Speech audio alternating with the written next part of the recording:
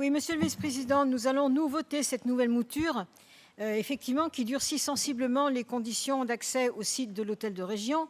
Donc, reste à savoir s'il est plus soumis qu'un autre bâtiment recevant du public à toute atteinte insécuritaire, ce qui reviendra à comprendre que cette institution devient impopulaire. Enfin, c'est une boutade, hein.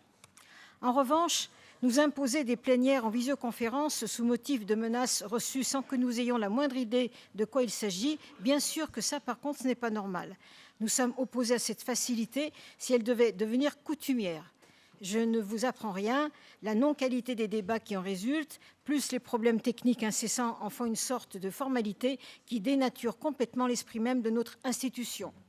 Nous avons bien pris acte de vos accords en commission, de revoir donc certains points à la prochaine modification, et nous en remercions Madame la vice-présidente, car le fonctionnement actuel archibridé et les moyens chiches accordés aux groupes d'opposition sont anormalement restreints. On se demande bien ce que vous pouvez craindre.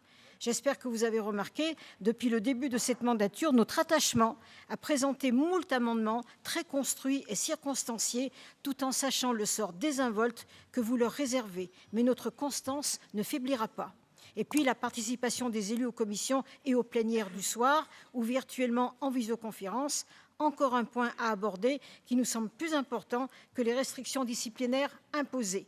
En revanche, il faut savoir être pragmatique. Nous ne serions pas opposés à ce que la conférence des présidents puisse avoir lieu en visioconférence. Le contexte même s'y prêterait assez bien, sans dénaturer quoi que ce soit. Certains élus ou attachés de groupe peuvent venir de loin, exprès pour cette commission très rapide. Ça serait une bonne solution.